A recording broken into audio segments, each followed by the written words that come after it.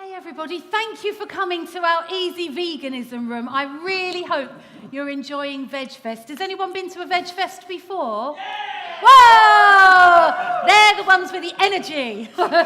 Anyone here thinking about being vegan then and going vegan? No? Is everybody a vegan already? Yeah. Oh!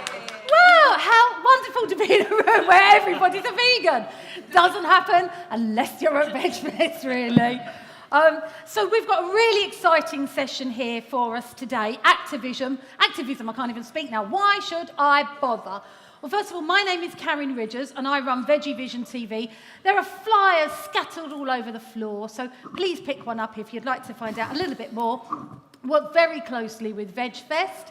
And I have the absolute pleasure of promoting veganism, promoting VegFest, and also coaching journalists to be vegan as well, which is very eye-opening and fantastic because they couldn't really care less because they just want a good story. And then when they say, "You've changed my life," it's just the coolest thing ever. So very, very passionate about being vegan. I've been vegan about 20 years. And as soon as I become vegan, I just thought, my God, why hasn't anyone told me about this before?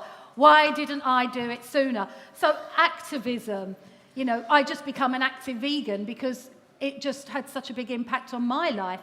And I know it did for these guys. And I know it did for Mr. Barford, who's here. Let's just give Tim Barford a round of applause because he is VegFest. And he does this for love and to promote a wonderful vegan, compassionate lifestyle.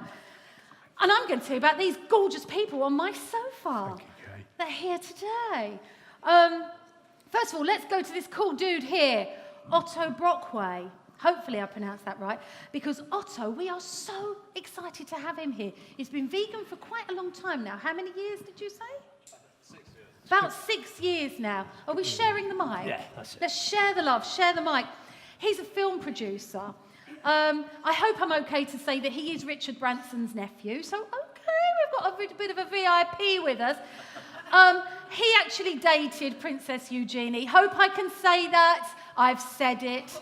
So there you go, I've said it. He runs Brockstar Productions, and he is in the beginning stages of promoting what I feel, because I was one of the first people to hear about it from Mark Gusto, probably one of the most exciting vegan films that has been going to be made in a very, very long time. So we're so excited about the film and so excited to have you on our blue settee. So thank you for coming, Otto. Should we have a round of applause? Because we just love clapping. We've got all this vegan energy. We have to get rid of it by clapping. Next, we have my dear, dear friend who I love to pieces. She is absolutely an inspiration and she is gorgeous and lovely. And we talk to each other pretty much on a daily basis because I have the pleasure of working with Victoria as well. Victoria, passionate vegan. She went vegetarian, I think, when she was about 6. Voted Europe's most sexiest vegetarian. You see her... Woo! Yeah, let's have some woos. That was a long time You ago. see her... No, it wasn't. You're still 5 gorgeous. minutes, For God's sake, top model. You look at her show reel and you think, that was her popping the bird's eye pea. That was her in that pop video, you know, looking gorgeous. She's just an absolute star. Runs the Canine Angels, which is a hands-on charity that, you know, she just doesn't sit there behind a desk like some of us. She actually goes out and rescues dogs. She faces things that we could not face. And she just puts herself out there. And I just, you know, just an absolute inspiration. So Victoria Eisermann, really glad she's on our sofa today. Thank you. I feel so blessed to be here with these really cool people. I'm just buzzing. Vegan Geezer. If he is not the YouTuber of the year, I don't know who is. I think he gave up MTV because he just had this pull to promote veganism, like some of us have. He blew us away this time last year, we've got to say, because he won the VegFest Effective Factor. The people on that stage were outstanding. We had 2 sessions. One was more sort of music-based. One was more all different ways to promote veganism. And I just sat there. I was crying. The audience were crying. We were so inspired. And this blimmin' vegan geezer stood up and we were just all blown out of the room. So an absolute out-and-out winner. And so blessed to have all of them in the room with us today. And look, we have his absolutely gorgeous son with us as well. You can stand up. Shout to everybody what your name is. Jojo. Jojo. Woo. And I tell you what, you have to remember this moment, because if it ain't my son Callum, it's going to be Jojo. They are the vegans of the future. And if Jojo isn't a world-famous star within a few years, I don't know who will be. But so I'm buzzing. I can't wait to hear what these guys have got to say. Let's flick through a couple of these slides, which I've said before, I'm not going to read because you're all more than capable. But so, yeah, activism. Here we talk about the environment. Basically, if we carry on the way we are carrying on, we need more planets to sustain what we're doing. You know, there has to be a change, and there is a big shift with veganism at the moment. We like to be posh here. Cows make more poo. There you go, you can read the rest of that. Thank you to Tony, winner of the award that we just had in here. I don't know, he's gone now, disappeared being a pirate. A meat-based diet uses over 10 times more water. Think about that. You know, I can't bear to think that there are people on this planet that go hungry and don't have water. For God's sake, a vegan lifestyle, a plant-based diet, that eradicates probably every problem that we've got on the planet. A lot of them. So a lot of them. All of them, I'd say. Really? So let's flick through. Pretty Health. much. So look, teenagers, we've got to inspire our teenagers. You know, that's 92%. 92% are falling short. 92%. You know, it's bad enough if you are, you know, if you don't want to take responsibility for your health, then that's your lookout.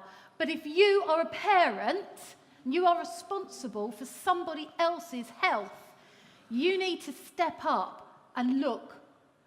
92%. You know, I just can't believe that. You know, we've got to encourage them to have a more fantastic diet. You know, we can't give them junk food and aspartame and fizzy pop, you know. It's not good. Oh, God, it winds me up. And this, yeah, I think I'm going to invite Mr. B to say something about this one. Yeah, I mean, you know, veganism is a philosophy that embraces all problems in the world. And right now, we've got a system that is destroying not only our planet, not only our children's health and our health, but also enslaving people all over the world to produce goods for us in more developed countries to use. And, you know, it doesn't have to be like that. And we have a potential to change that, and indeed are changing that. And that's why veganism is so important, because veganism addresses not just what happens to animals, not just what happens to your health, not just what happens to the environment, but it also addresses what happens to sustainable food production. We don't need to see people, there's no reason why people are going hungry. And there's 2 billion people on this planet today who are not going to have enough to eat. And it's partly because, in fact, mainly because we insist on consuming products that deprive them of their own ability to grow food for themselves, deprives them of the water. And it's us that can change that. It's us in a position of privilege, and it's us that needs to recognize that position and make steps to address that. Because you have to be responsible for the whole world, not just our own backyards.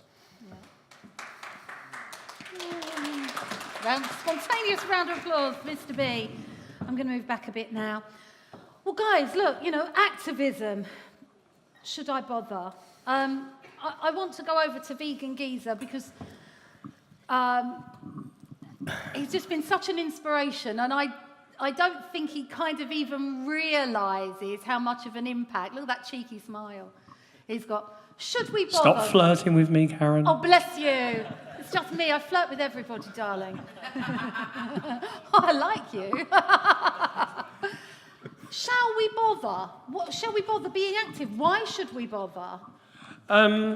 Because that's how the ripple effect of veganism. You inspire other people to realise how beneficial it is to them. We've all been conditioned. We all used to be that person who wasn't vegan. And so if we have the potential to break out, many people say, well, I was the most unlikely vegan. So if we can break out of that, other people can. I think with activism, you have to realise what is going to be effective for you. You can't force certain activism because you can push people away even further, and then they'll be completely disconnected and disengaged with the validity of your words. So you have to find what suits you best, what is most effective, who your audience is. You've got to know what makes them tick. And I think communicate in the most positive way. I just did a talk about this, but communicate in the most positive way, because people are more engaged if they see a positive example and you are inspiring them rather than condemning them for what they're not doing. Because we've all had a number done on us by hundreds of years of conditioning, that they've got us where they want, and we can just get born and we just fall straight in line and don't even question it. It's crazy, really. So we're all equally got the capability to snap out of that. We have to realise we're all victims of a system that essentially people need help to get out of that system. Did that answer it?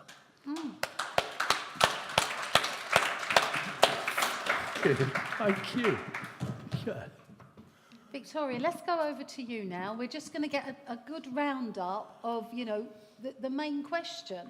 Yeah. Should we bother as vegans? Absolutely. I think it's extremely important that we all bother to try and educate other people about veganism.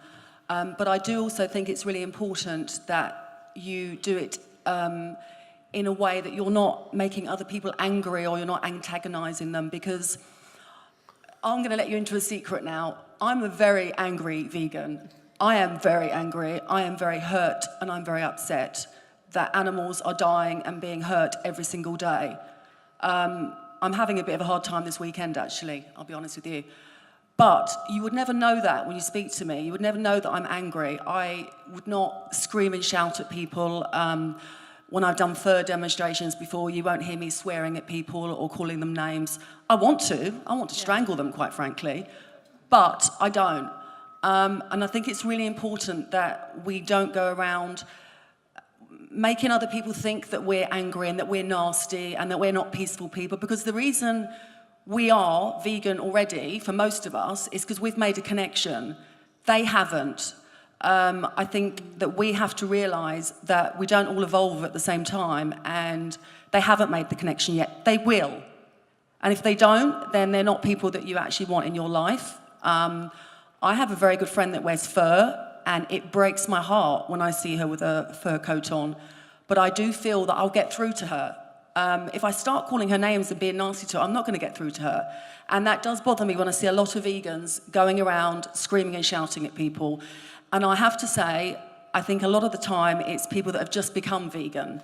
I've been a vegan for 12 years, and I've been a vegetarian since I was 6. I just think the way that I do things is a better way, not screaming and shouting at people. So I think, activism absolutely has to be done, but it has to be done in a certain way. Brilliant, fantastic, thank you. I think if a lady like you came up to me and said be vegan and I wasn't, I would just be like, okay. I think one thing, like with activism, why bother? There's been, in terms of with the animals and slavery with people and people's health, it's kind of a no-brainer, and I guess there's a lot of hope, and I guess I like to think that most of us in this room feel like it's an inevitability, and that the future is going to be at least mostly a vegan future for the planet. One thing, though, that I have found, and there are times when I've kind of almost, not completely, but almost lost hope, is looking at the planet and looking at what's happening to this beautiful planet and looking at the environment, and really seeing the speed at which things are changing now, and having spent many years now really delving into the science, you're seeing that, there are many different causes, but really the number one cause is animal agriculture and, our insatiable thirst for animal products. Not so long ago, I was having a talk with the then Minister for Energy and Climate for the UK government, and I was kind of surprised at how little he seemed to care, and he might have cared more than I thought he did, but when I asked him, I said, why is the English government not doing more about animal agriculture? We have a massive say in the European Union, and all these subsidies going, hard-earned taxpayers' money going off to mostly 5 big meat corporations. He said, well, what about it? And I said, well, it's destroying the planet, and I think we as a powerful country have a responsibility to, try and do something about it. And his reply was, but it's only kind of, animal agriculture is only responsible for about 14% of greenhouse gases.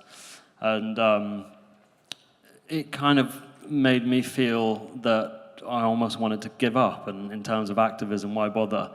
But this then took me on a journey, and I ended up giving presentations sometimes just to 1 or 2 people, and I found myself in a room more often than not with some quite influential people over the last few years.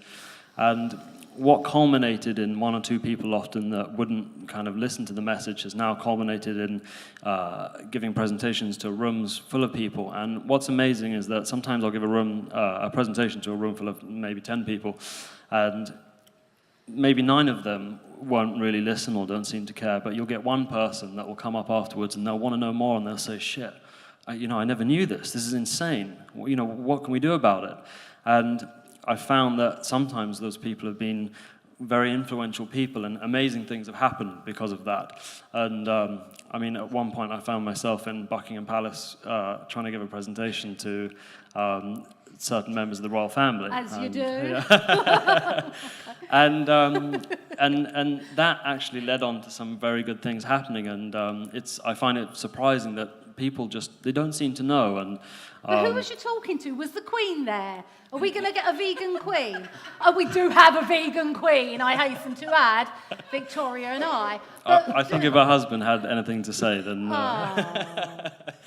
But what I found is that I really believe that most people are actually good, and when they're actually given the information and they really see what's happening to the planet, what's happening to animals, and see the health benefits, that actually people, they want to change, and especially now there's a wave happening, and given the right tools as vegans, that we can make a difference, and now is our time, and so I believe that we really should bother with activism. I love that. Yeah. Well, look, let's just clap with this energy. I'd like to find out more about, what you do for your activism. I'm just going to touch on me. Yay. I run VeggieVision. So, I really want to enhance the power of television, because I think then our message will be taken even more seriously. I love my PR work. And I get to work with most fantastic, inspirational people. And I feel very blessed when they're on radio, they're on TV, they're in newspapers, they're in magazines. And a lot of them are spreading the most wonderful, positive vegan message. And that's kind of like how that's my activism. I'm coaching journalists to be vegan. And they bloody love it. It's, when we've spoken and, we've sent them some goodies. Where's Mark gone? Vegusto Mark's run off, the sod. But we get Vegusto to send them goodies, and it's like, for God's sake, free food, and it tastes fantastic. They are in heaven. They love it. It's a wonderful experience, and it's more than just a feature for them. That's kind of like my activism. And my lovely friend Tim, his activism, he went from organising raves to organising VegFests. And that's his activism. So that's our activism. So let's go again to Vegan Geezer. His videos are so cool. Would you say that's your activism? You enhancing the power of YouTube and making really fantastic videos. I'd just like to touch on first that I like that Tim's managed to keep in touch with the rave with the Bristol Veg Fest. Yeah, I know. Woo, welcome to Bristol. It's funny, some people have different views on what activism entails, and it's basically the active effort to spread or promote veganism with the end goal or the end intention to have someone go vegan. And if you find something that does that, then it's activism. I always feel that with most people I know that go vegan, you'd literally have to stay in your house with a lifetime supply of bananas and never see another face, never go on internet to not be an activist, because people can't help but speak out. Yeah. My journey kind of went that I was, like many people have, we have that compulsion to just scream it out as loud as possible without wondering whether or not that will actually have any effect. Will people go vegan that way? I think, Victoria made some really good points about that. And so then you have to find what's going to make the biggest impact according to your lifestyle as well. Some people can't do certain things because of their job. They endanger their job, and we have to respect that and understand that. So being a family man, I thought there are certain things that society would view damning for a family man, could have negative effects on me as a family man. So I thought, I've got to be clever with it. There's certain things I do maybe in public, but not that's going to be getting up someone's nose maybe. So then I realised I've got more of a reach in YouTube, because you can reach to so many people. I could do it from my home, and I can incorporate so many different things about life that other people do as activism. And as time's gone by, I've managed to narrow down what makes people go vegan. This little boy here, the food he eats in a video, people have actually messaged me saying the way he eats has made me go vegan. Oh. Just from what he eats. And I never thought that would be the case, but they get the most views.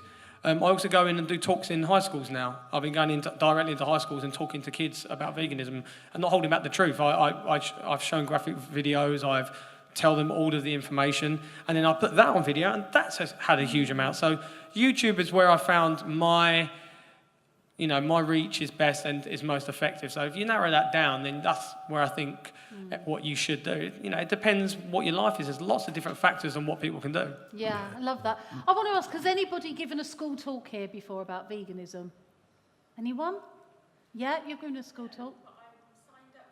Yeah.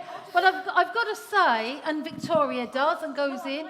Yeah, okay. I know you go to schools as well, don't you? It's scary enough sitting up here looking at you guys, but going into school, that's got to be one of the most difficult things that I have ever done. And showing a video and taking in some food and inspiring these kids that just want to look cool. And, it is really one of the most difficult things I've ever done. I don't know if you feel the same. Well, it's because you want to do it, you get the one chance and you want to do it justice. Absolutely. I had many people who watched the video and they said, because I used bits of other inspirational talks, which I knew were effective. I wanted to work the room. Yeah. Anything that happens on the video is secondary. Yeah. And people said, well, you use some of this. I was like, I don't care. I'll do that again and again if it means I can get through to those kids. Yeah, absolutely. And you only get one chance, and you want to do it justice. You want to do it effective. You don't want to mess up and go, oh, actually, that's not true. No, oh my gosh, absolutely. So yeah, talks in general, I think, but because kids, you've got to know your audience. That's the key as well. And I just wanted to finish off. It was one of the most difficult things that I've ever done, sat there in front of the class. I've done it quite a few times, but I've got to say it was the most rewarding, to inspire those kids. Because I don't know about you, but I don't really remember my teachers, but they certainly remember that school speaker that went in and planted those seeds or changed their lives or inspired them. And just interesting, just on a side to that, I went to a school in a very well-to-do area, and everybody knew a veggie. It was just, whatever. I went to a school in a very poor part of London. They didn't have a clue. And after they come back from their dinner, where they just had fizzy pop, the difference in their attitude and how they were was really quite shocking, because they've just gone and ate a load of shit, excuse my language, but that is what it was. And I just, I wanted to go back and talk more to the areas that were not so affluent. Very, very scary, very rewarding. I would say it's a great thing to do for an activism point of view. Victoria? Just before we go to Victoria, I just want to pick up on the YouTube thing. I think it's really important about the YouTube. Not everybody's in a position to always be active.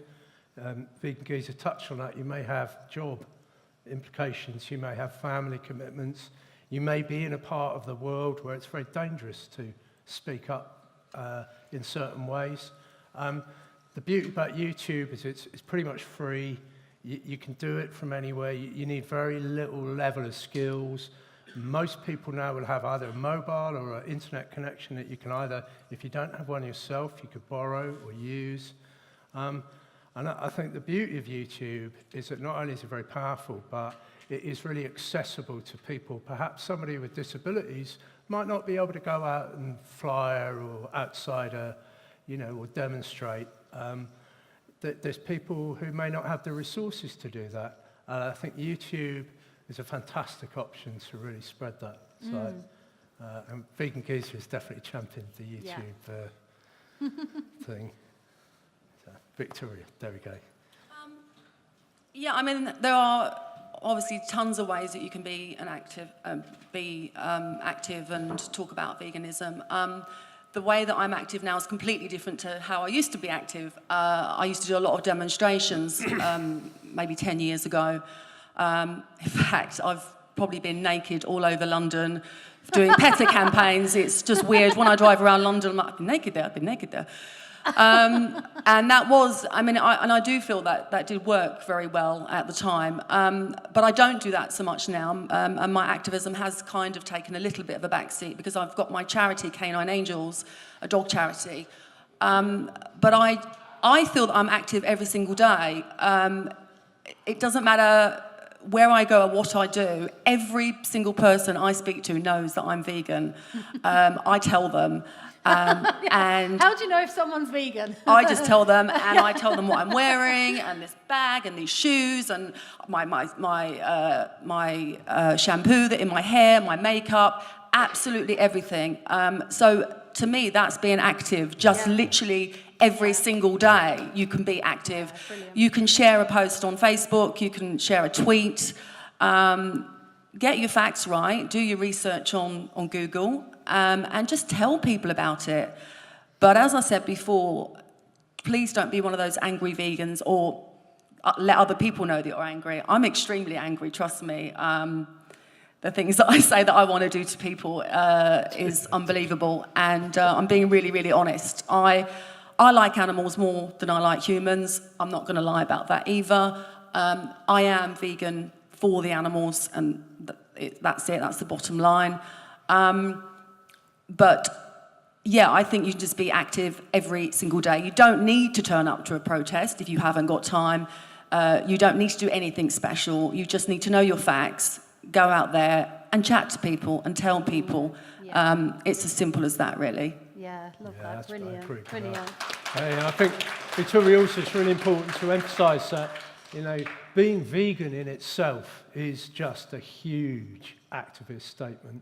And again, there's a lot of people in different countries too who really, really challenged by being vegan. It's a daily struggle. For most of us here today, it's never going to be much of a struggle, especially in Brighton. Certainly not in the VegFest. If you can't find some vegan food at VegFest, then, You're at the so wrong it festival, really is, then. but it's really important to recognise you've got people all over the world who are vegan, who are in immensely challenging circumstances. And the very fact that they are vegan is just this incredibly powerful statement. And I would say that although, it's great to be active, and it's an extension of veganism, but to be vegan in itself is just a huge statement. And I have so much respect for people, especially who really struggle on a daily basis, just to get enough to eat or drink or live with, to stay vegan with that too is just an incredibly powerful statement. Okay, lovely. Otto, over to you. You've got a microphone in between your legs. Yeah, well, I've got two. The mic hogger. Yeah, well, I definitely agree with that. I think one thing, just being vegan, is a big thing, and it can have a big ripple effect. And it can be hard. You go into a restaurant, a meat restaurant, and you try and gauge whether the waiter's going to spit in your food if you tell them that you're vegan. Oh, God, really? Does When happen. do you eat out? I ain't going there. You know, sometimes you go out with your family, you go to that pub that has nothing on the menu, and you're kind of looking at the waiters, and Did you eat they're at like, Buckingham Palace? Possibly, yeah. Did they cater well? Next They time did. I pop there, They I don't know did, whether to eat first. No, they're not that into the whole vegan thing. Well, some of them are. Some of them are. They're kind of going that way. But, Really? With whose influence? Wow, that's really interesting. I mean, imagine Yeah. if one of the royal family Yeah, that's came what up, we you need. know, your princes and your princesses, the up and coming generation, turn around. I'd say Charles, I think He's plant-based. he's so close. Isn't he? Yeah, Yeah, he's very plant-based. open-minded. Really? Yeah. Yeah, plant-based, yeah. Yeah. I'll turn him vegan. Yeah, I think you could. I think you could.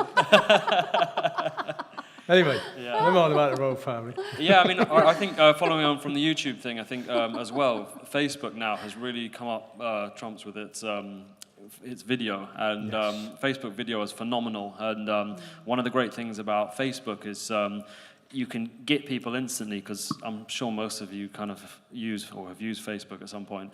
And when you're scrolling through the wall, the video now instantly plays. And with the internet connection being so good, you can literally just shove an animal cruelty video straight in someone's face, and before they can go, they've seen it, and it's like, I can't unsee this fucking video. But, you know, so that's one thing. I started making videos in my free time for Mercy for Animals, and there's another Facebook page called Best Video You'll Ever See. And one thing that, when we were looking at the statistics, is that we see a lot of people, if they really like a video, they'll often share it before finishing watching the end of it. And so we decided we'd make a whole load of videos that we would try and go viral with really nice stuff that was nothing to do with veganism in the beginning, so people would share it and not realize that the other half was you know, the good shit. And there was one of the videos that we did, I think it's got something like 27 million views now, and it kind of starts off about the planet. It's really beautiful, and everyone's like, oh, I love it. And, you know, having no idea that halfway through they're going to get hit by this bombardment of, you know, the really dark shit. But, you know, it's good. It's been a good way of getting the message out. And so, yeah, Facebook video is definitely a really good way. And I love the way you're laughing about this. It's like, yeah, you know, this is the nice fluffy stuff, and then we hit them with the dark shit. And he's laughing. You love it, don't you? A little bit, yeah. Oh my gosh, that's amazing. Well, look, have we got time for a few questions? Yeah, I think So, so. yeah, we got- Just, let me grab a mic, and then I can... Hello? No, that one's good. Yeah. Who's got a question? This gentleman in the front here. Well, kind of questions, more of an addendum really to what's been said already. First of all, I've kind of set up similar sorts of things, not on a smaller scale, so I appreciate just how much effort goes into this, so like, thank you everyone for that today. Just a couple of things. First of all, on the vegan thing being an all-encompassing form of activism, that can then, with environmental impact, health impact, acts for compassion for animals, completely agree with all of that. I would go even further as well to say that our socioeconomic situation with regards to how we conduct ourselves on our planet from an economic point of view is a huge factor as well. As you pointed out already, some people perhaps don't have the means to have such a healthy vegan diet, which we're all, I would say, in this, for simply being here today, in a position where we are privileged enough to be able to have that opportunity. Some people don't. So that's a very big factor as well, considering our overall socioeconomic system. That's just that addendum there. Also, with the activism, as somebody who would, I don't know how to really describe myself in any way, but if I were to describe myself, it would be a social activist. And I toy with this idea constantly of how to get through to people. Effectively, the medium is the message in the end. So that's, you've got this message, it's the medium you're using is going to be the platform that's going to be put forward on. And Buckminster Fuller coined a phrase called ephemeralization many years ago, which basically means doing more with less. And as you pointed out, the likes of YouTube, Facebook, these are all very, very effective tools. Unfortunately, Facebook has the tendency to, as I would describe it, become a kind of parade of ignorance from time to time if you look through the kind of general news feed. It has this fantastic ability to be able to put out a very complex message in a very short video or piece of media. So that's ephemeralisation of activism, basically, doing more with less, because the more as well you do, the more effort you put into it, it's going to burn you out after a while, and I'm sure we've all experienced burnout at some point. So, as I say, it's not really a kind of question, just as a kind of follow-on to that, say, really appreciate it, guys, and just to throw in the consideration of the socioeconomic thing as well. Really good point. That's a really valuable point. And I think one of the things we forget as activists sometimes is how privileged we are. We're in a part of the world where, we just take it for granted. And there's so many people who just don't enjoy that privilege. And if veganism is to be a social revolution that turns the whole world, it's got to be for everybody, not just for those who can afford it. Let me take this one more question here.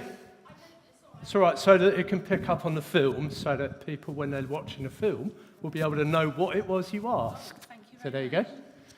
With so many experts at the front of people who've spoken to teenagers, what's the best way of getting through in a very short time to teenagers? I'd really appreciate your help. Teenagers in particular. Well, if I go in, I'm going in to give talks to 13 to 15-year-olds at school. What's the best way of reaching their hearts with veganism? Have you had any training? I'm going to be having one day's training, yes. Is that with Viva or Animal Aid. Animal Aid? Well, they will give you a lot of support, a lot of ideas. They will give you a format of what to do. I would say be authentic, be yourself. Don't try to be somebody else. And know your facts. If you don't know something, don't try to blag it. Yeah. You just say, that's a great question. I'm going to double check it. Don't go in wearing leather shoes, because they will ask you, what are your shoes made of? The questions for me when I went in, I was really moved, because I thought they were going to ask me where to get B12, but they didn't. They said, where do I go when all my friends go to McDonald's? Yeah. It's a different set of questions that are very, very important to them. And the more you do it, the more you will learn, the more you will love it.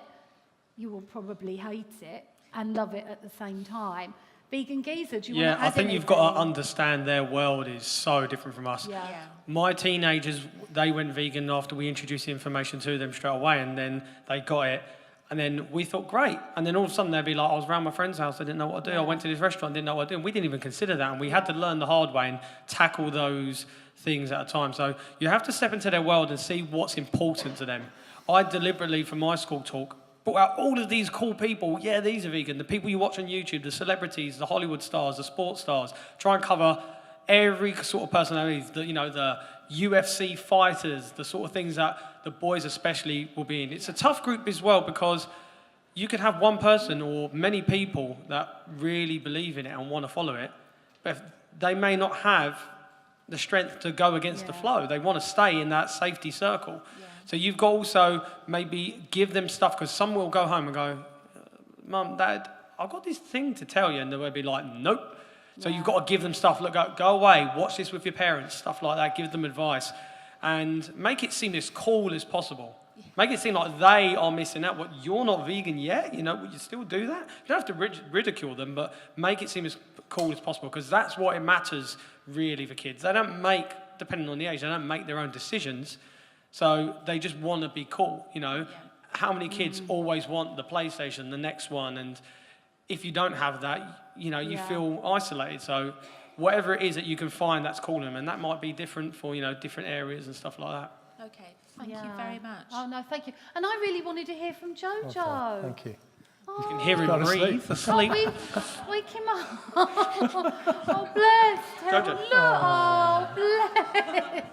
He's been running around. Okay. Sorry about that, folks. Right. Well, I really think that's all we've got time for, because I know we've overrun, but I really hope you found it as fantastic as I have. I mean, look, to hear from these lovely people, I'm so inspired. Please, can we give it up? Otto, Victoria, Vegan Geezer, please check them all out.